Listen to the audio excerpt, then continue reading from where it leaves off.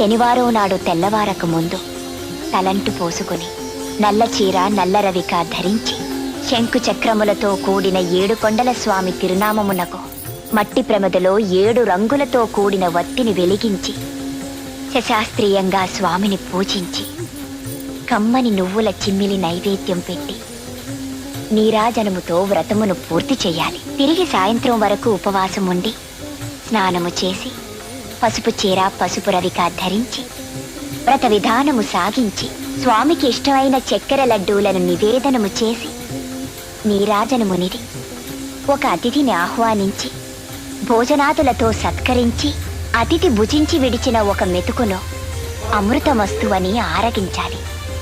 అప్పటికి ఆనాటి శనివార వ్రతం పూర్తవుతుంది.